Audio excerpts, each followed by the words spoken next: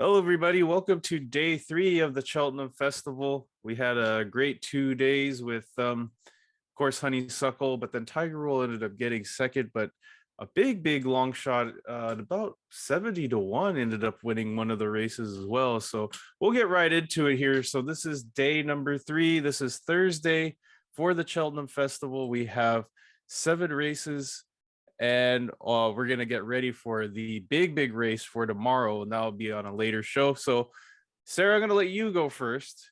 Who is your best bet for this Thursday? All right, I'm going to start off in race 4.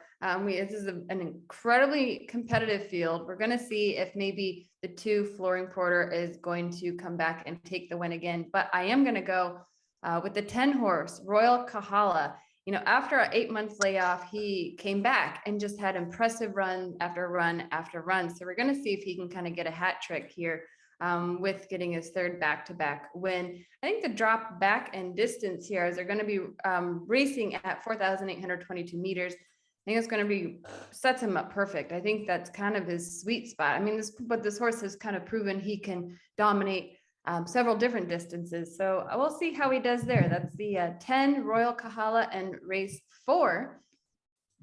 Race 4, Royal Kahala, the Paddy Power Stayers Hurdle. Last 2 races, one at Leopardstown was a win, Gowan Park was a win, so freshened up and ready for this race. And Charene, who do we have for your best bet on Thursday?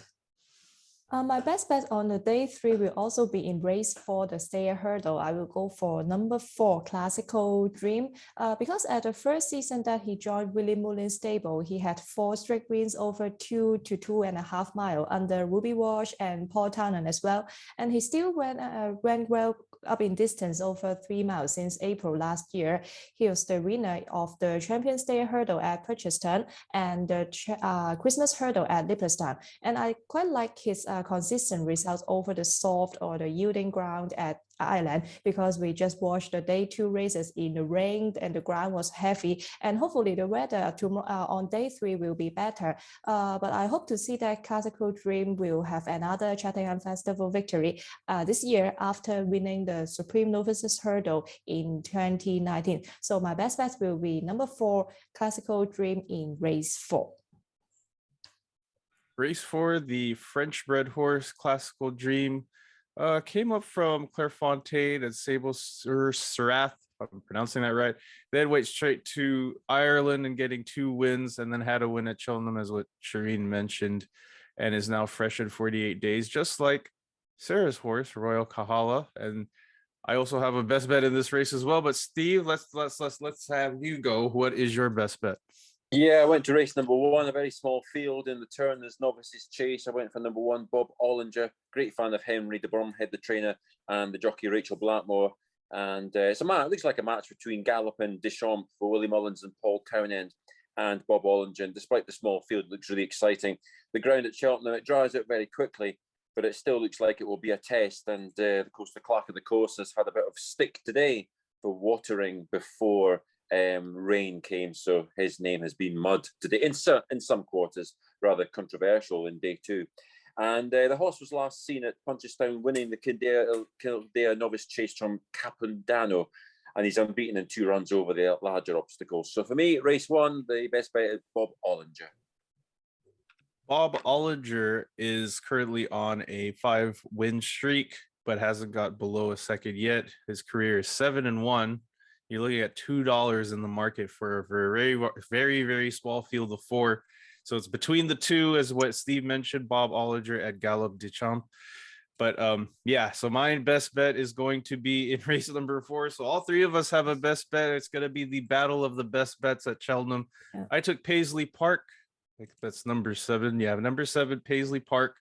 Has a win at Cheltenham last time out at the 4,821 meters. And was outpaced at first, and then ended up closing in and then ended up clearing, like hitting the line really strong. Raced in Ascot, but that was about a 5-horse field. Got a win. We're gonna see how he does at the bigger fields. Did get a 3rd at Cheltenham last year around this time, so he was in the festival. Then after that, when Ascot had the jumping season, had a win in the Ascot jumping season on a heavy track. So to recap all of our best bets, Steve is race number 1, Bob Olinger. Sara is race number 4, 10, Royal Kahala. Charene is race number 4, horse number 4, Classical Dream. And mine is race number 4, 7, Paisley Park. So now we're going to go on to our next best bets. We have some big fields, so you're going to see some pretty funny numbers that you wouldn't normally see. And we're going to this time start with Steve. Who is your next best bet on the card? I went to race 2, the Pertemps final, or the hurdle, and handicap hurdle. I went for number 17, Volcano. The trainer, Gordon Elliott, is kind of mop-handed in this race. He's got lots. And looking at the preview, he mentioned every single horse but Volcano, which suddenly made me think, well, is it even going to bother running? But I thought hopefully it will. Hopefully it'll run well. Jordan Gainsford is an excellent young rider. Gets the ride on Volcano for the first time. It's like Volcano without a V. It's an F instead at the front. Goes well in testing ground, and sure to be testing tomorrow. There's a question mark about him lasting 3 miles, but hey, it's a wide open race, the race 2, so we'll just hope for the best here. It's a value bet as well, so hopefully a good price for number 17, Volcano. Volcano, $16 in the Australian market. So curious to see what the UK market has. And this is a really huge field of, with a couple of scratches. Now we're down to a field of 23, but you still get the placing if your horse runs in 4th. So I'm going to see this big, interesting 4,822 meter race. And Sara, who is your next best bet on the card? My best bet comes in race 2 as well. I think it's going to be a bit of a value as well. I'm going to go with the 13, Ala Philippi. This horse is coming off of quite a bit of a layoff. The last time out, we saw him in January, where they really tried to stretch him out. And I just think it was a bit too far over that, 5,000 meter race he did there in January. But looking back, he has some really great form, exceptional form, closer to more this distance, the 4,822. And we've seen him, he competed at Cheltenham Festival last year in a different race. But we did see him perform quite nicely over Sedgefield, as well as Ayr and the UK as well. And I think if he comes back more true to that form, we're going to see an exceptional performance. But like Steve had mentioned, it's pretty much a wide open race. There's a lot of competition. It's a very large field. Like you said, it's 23 horses. So we will see how these horses do. So I'm taking my shot here. That is the 13 Alpha Philippi in race 2. Alpha Philippi was in the festival last year and then spelled until get to have a prep at Warwick, and then got a 5th out of 7th and a big 5,200 or 5,029 meter race. So now he's gonna hopefully be prepared for this one. Right now you're at the market, it's taking money, $7 in a big field, but the field is paying $6. So the $6, there's a $6 favorite. So that's the favorite in that race. So really wide open. And Charene, what is your next best bet?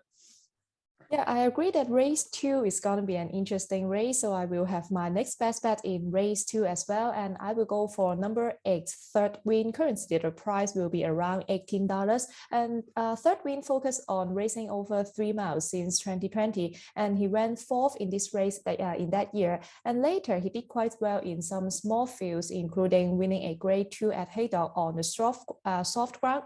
And I believe that he will be also okay if the ground will be heavy on Thursday. And the main reason for me to select Third Wind in this race is because of the weight, because he will just carry 68.5 kg in this grade 3. I believe it helps because it has been a long time that he haven't carried below 70 kg. So my next best bet will go to number 8, Third Wind. Yeah, Third Wind on a off of a 3rd and a 3rd from Haydock and Warwick, but had a win at Haydock, and then also was in the jump season at Ascot and got a 5th, but did get 7th, or it got 2nd at Haydock 2 years ago in a field of 17. So currently you're looking at Third Wind, $21 on the win line. So if it wins, that would be a third wind or a third win. Well, it's win, wrong one. I'll be quiet now, but no, I have to go to my best bet. Then my best bet's going to be also in race number 2. I'm going to take the number 23, the Cobb. $51 in the market. But if you go back a little bit, he hasn't performed well except for like a second at Sandown on the December 21st. But after that, he raced pretty good at Sandown again in February, so to lead up to this race. I mean, he was still off by 15 lengths, but if you go back a little bit further, he was in the festival, but then towards the rail and tailed off. But before that, to the prep to that race, we have a win at Doncaster, Newbury, and then Haydock. So I think I think he'll be in form now. I know it's going to be a little bit of an ask, but the 55 or the 65 kilos looks like it will be a bit of a probably a good weight break for him, especially since the top weight's going to carry 75, which we didn't have, and that's going to be the favorite. The $6 favorite is Sara de Berlas. So to recap all of our next best bets, they're all in race number 2. So Charene has Charene has 8 third win. Sara has 12 Alaphilippe. Steve has 17 Volcano. And then I have the number 23, the Cobb. So all of our next best bets, if you happen to hit that trifecta in that race, it's going to be it's going to pay really, really, really, really good, especially with all of the value that we have for all of them. So